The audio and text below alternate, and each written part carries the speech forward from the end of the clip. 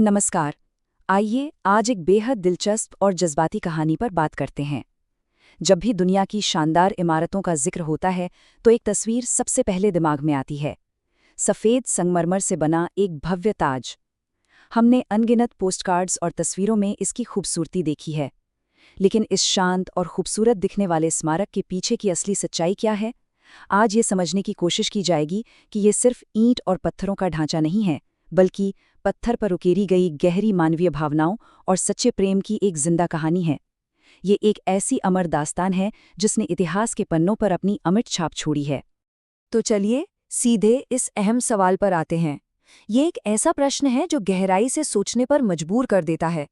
एक विशाल साम्राज्य का शासक, जिसके पास असीमित ताकत और खजाना था, वो अपना पूरा जीवन, अपना सारा धन और अपना सारा ध्यान सिर्फ एक इमारत को खड़ा करने में क्यों लगा देता है?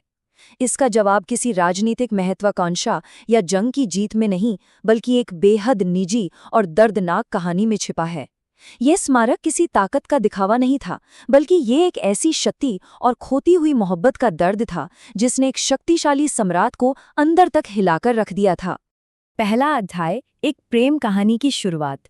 मुगल साम्राज्य के उस सुनहरे दौर में चलते हैं जब युवा शाहजहां की मुलाकात अर्जुमंद बानो बेगम से हुई थी। ऐतिहासिक कहानियां बताती हैं कि उनकी सुंदरता और शांत स्वभाव ने शाहजहां को पूरी तरह अपना मुरीद बना लिया था। विवाह के बाद उन्हें एक नया नाम मिला, मुमताज महल, जिसका अर्थ होता है महल का अनमोल रत्न। और सच मानिए, वो वाकई अनमोल थीं। वो सिर्फ एक पत्नी नहीं थीं, बल्कि शाहजहां की सबसे भरोसेमंद सलाहकार बन चुकी थीं। साम्राज्य के हर बड़े फैसले, हर सफर और यहाँ तक कि हर युद्ध अभियान में वे कंधे से कंधा मिलाकर उनके साथ रहती थीं। इन दोनों के बीच का रिश्ता बेहद गहरा और सम्मान से भरा था। कहानी का दूसरा और बेहद दर्दनाक पड़ाव, त्रासदी और अंतिम इच्छा। साल था 1631। शाहजहां दक्कन के एक सैन्य अभियान पर थे और हमेशा की तरह मुमताज महल उनके साथ थीं। यहाँ एक संख्या है, 14। ये सिर्फ एक संख्या नहीं है, ये उस अपार दुख का प्रतीक है जिसने मुगल इतिहास को हमेशा के लिए बदल दिया। उसी सैन्य शिविर में मुमताज महल ने अपने 14वें बच्चे को जन्म दिया, लेकिन इस जन्म ने एक भयानक कीमत वसूली। जटिलताओं के कारण मुमताज महल ने हमेशा के लिए अपनी आंखें मूंद लीं। इस अचानक हुई मौत ने महान मुगल सम्राट को पूरी तरह से तोड़ के रख दिया। उनका वो अनमोल रत्न अब हमेशा के लिए खो चुका था। अपनी आखिरी सांसें गिनते हुए मुमताज ने अपने सम्राट से एक आखिरी वादा लिया था। उनकी अंतिम इच्छा थी कि उनके प्रेम की याद में एक ऐसा स्मारक बनाया जाए जिसे पूरी दुनिया हमेशा याद रखे। बस यही वो एक वादा था, यही वो मरणासन्न इच्छा थी जिसने इतिहास के सबसे बड़े और सबसे जुनूनी निर्माण कार्य की नींव रखी। अब शाहजहां की जिंदगी का सिर्फ एक ही मकसद बचा था। तीसरा अध्याय, भव्य स्मारक का निर्माण। अब यहाँ आकर कहानी सच में हैरान करती है। जरा इस समय रेखा पर एक नजर डालते हैं। 1631 में मुमताज महल की मृत्यु होती है और ठीक अगले ही साल 1632 में निर्माण कार्य शुरू हो जाता है। और इसे पूरा होने में कितना वक्त लगा? लगभग 22 साल। पूरे 22 सालों तक लगातार काम। ये समय रेखा केवल वास्तुशिल्प की प्रगति को नहीं दिखाती, बल्कि यह शाहजहां के उस अथाह शोक को मापती है जो 2 दशकों तक बिना रोके अपने दर्द को पत्थर में ढालता रहा।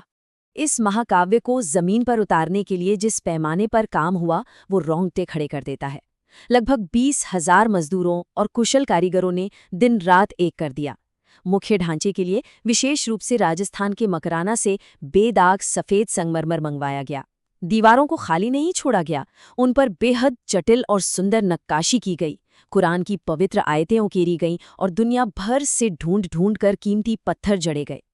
ये अपनी मोहब्बत को दी गई एक ऐसी श्रद्धांजलि थी जिसमें समझौता नाम का कोई शब्द नहीं था।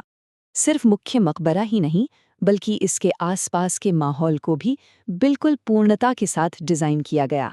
मुख्य गुंबद के चारों ओर हरे भरे बाग बनाए गए, शांति का एहसास कराती पानी की नहरें बनाई गईं और आसमान को छूती हुई 4 ऊंची मीनारें खड़ी की गई।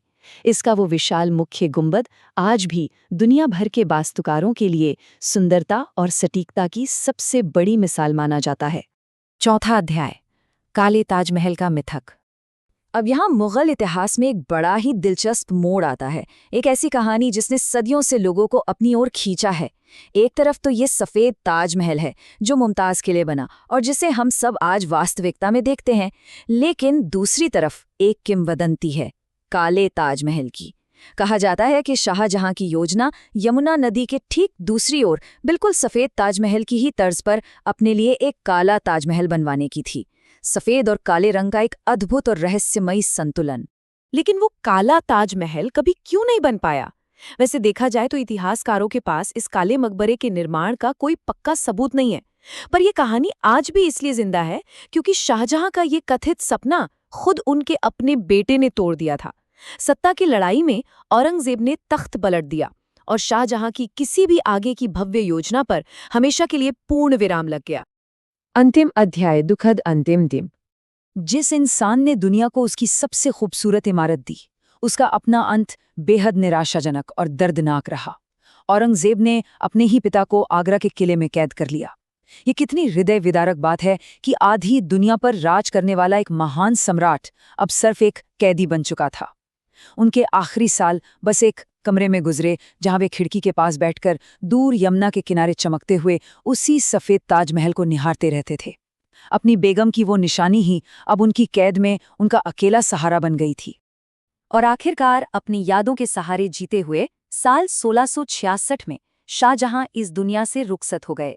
उनके जीवन का अंत भले ही कैद में हुआ हो, लेकिन मौत के बाद उन्हें वही जगह मिली जिसकी उन्हें चाह रही होगी।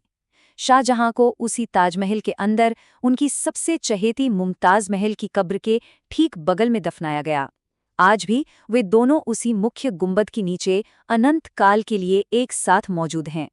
इस पूरी यात्रा के बाद एक बेहद गहरा विचार मन में रह जाता है।